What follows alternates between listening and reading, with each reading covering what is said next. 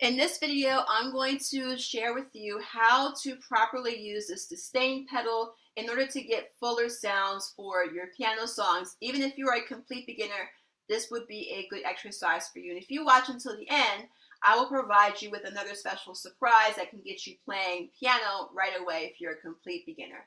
So what is the sustain pedal? It's this thing that you see down here. This guy. Now, I bought this thing. It's actually supposed to be new, but I might have to take it back because I found that sometimes it works, sometimes it doesn't. So hopefully this video, it will behave. And, that way I can go through what I need to show you guys. So I'm going to show you how the sustain pedal works, and I'm going to give you an exercise on how to actually play, or that you can use to practice the sustain pedal if you have one. If you don't have one, and if you have an electric piano, you can always go to a local music store or Amazon, or go online and just buy a sustain pedal. They pretty much all of them tend to work the same way. So it doesn't matter like what brand you use in terms of compatibility. They all have the same port that you can use to plug into your electric piano. If you have an acoustic piano, it's going to be the pedal that is furthest to the right. So if you have an acoustic piano like an upright or a grand piano, you may see more than one. The sustain pedal is going to be the one that is furthest to the right. So what is a sustain pedal and what does it do? Here's what chords sound like without the sustain pedal.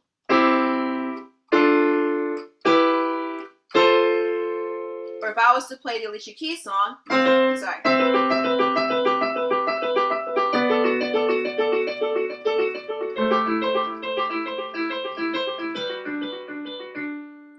here's how it sounds with the sustain pedal. So I keep playing the wrong note.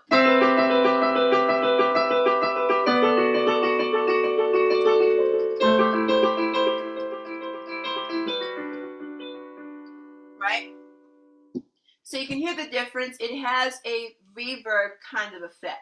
So in an actual piano, what the sustain pedal does, and you have to kind of know the anatomy of an actual piano. This doesn't really apply to the electric piano.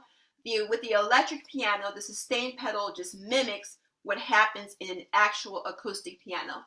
If you look inside of your keyboard or your acoustic piano, you have strings. So when you're playing a note, what you're actually hearing are strings being struck. So the strings, if you have a grand piano, they'll be sitting horizontally. If you have an upright, the strings will be set vertically. So there's three components of a note. There's the strings, there's the damper, which is like a sponge-like material that sits on top of the strings for that particular note when it's not being used. And then there's a hammer, which comes up to strike the strings whenever a note is played. So what happens is when you press down a note, two things happen. First, the damper comes up to let go of the string to make room, and then the hammer comes up and strikes the string and comes back down. So it goes bang, right? And for as long as you're holding that note, the damper stays up and the strings are vibrating. So when you press the note down, it goes bing, right? Because the hammer came up and came down and hit the note. Bing, right? When you let go of the note, the damper comes down to stop the sound. So damper comes up, bing.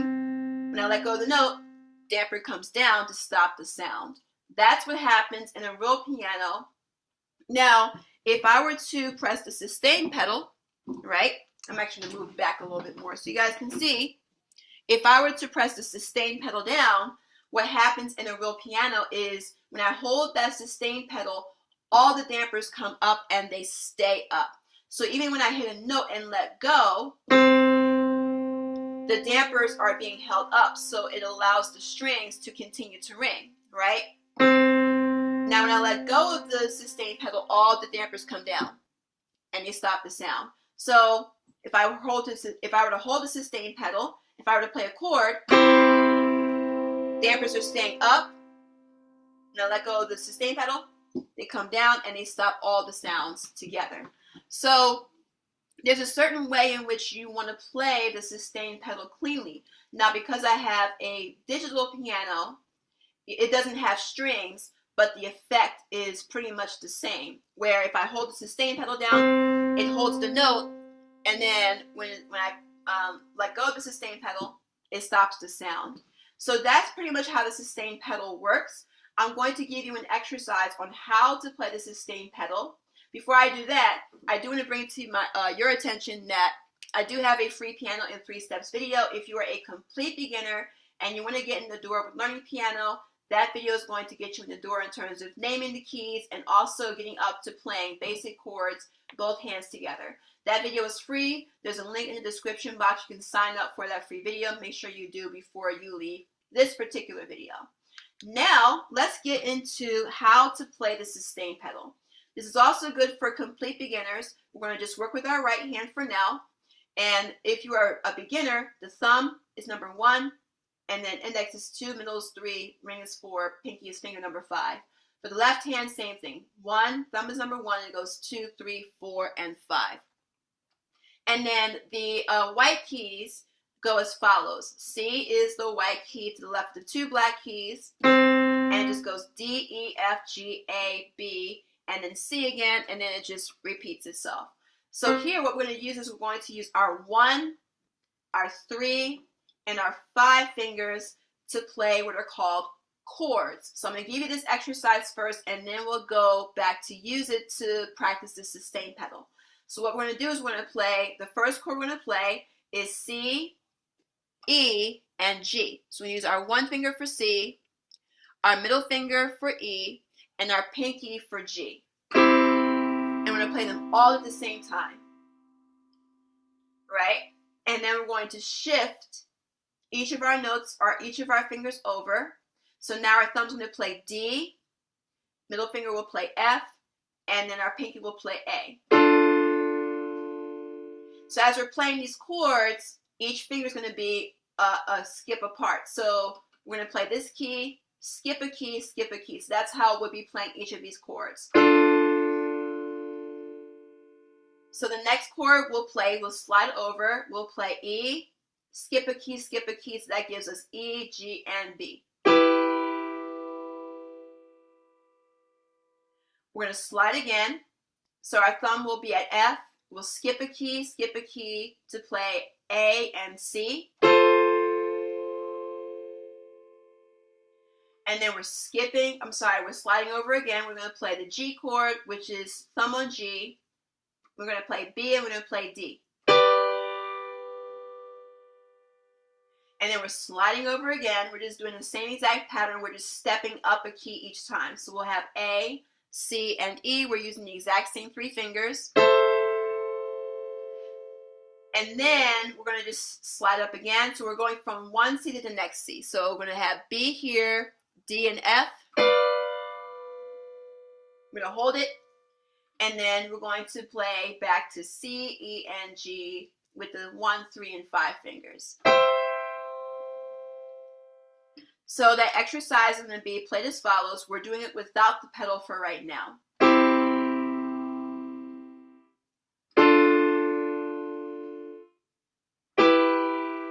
Nice and slow. This isn't about speed.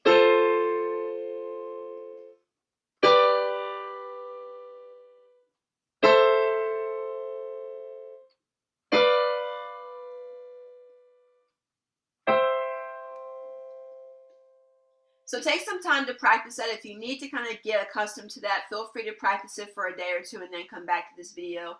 If it's pretty straightforward, then you're ready to move on to the sustain pedal.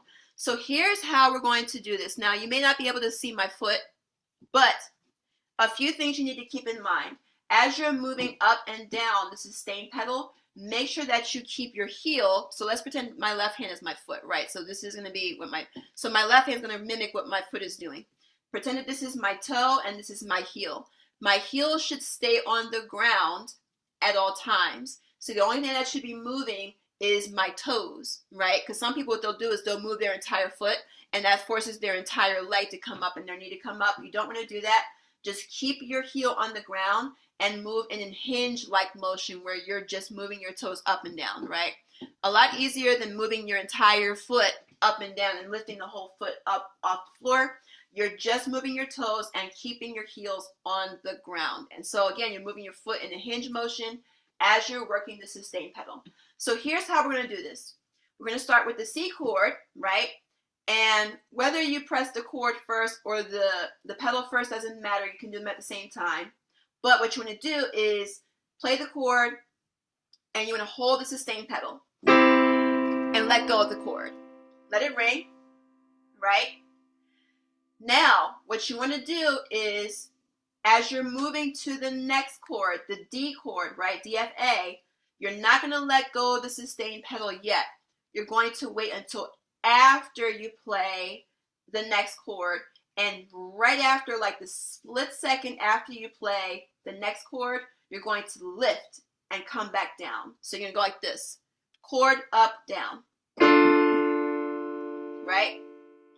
And the reason you're going to do that is going to sound like this. This is my foot, right? So you can kind of see. There's a few reasons why.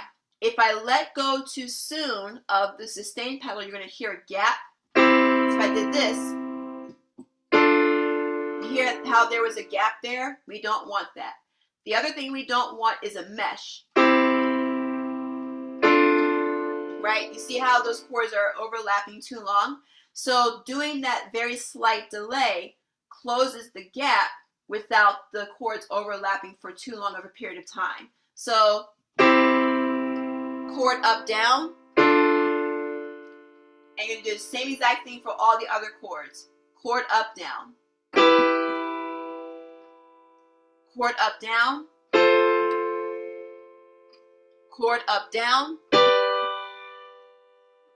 Chord up, down.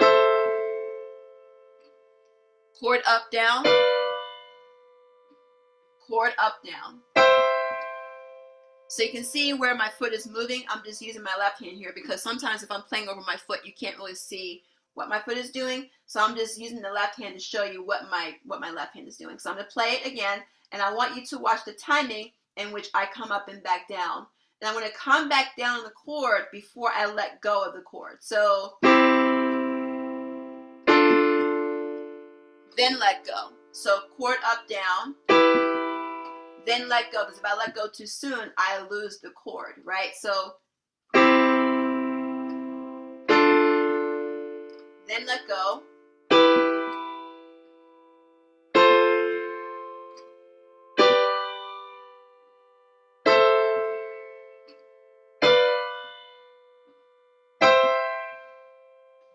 So practice this very slowly, because again, this isn't about speed. This is about you getting accustomed to it, especially if you're a beginner.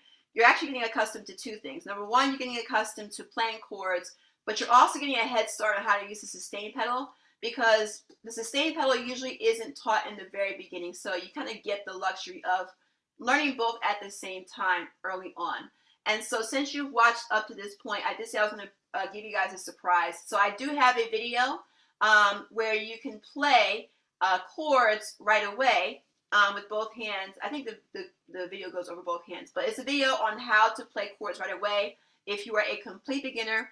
That video is provided in the top right corner of this video here. So if you like this tutorial, make sure that you subscribe and turn on the notification bar or turn notification bell, because just because you subscribe does not mean that you will be notified whenever I release a video, which will be each week.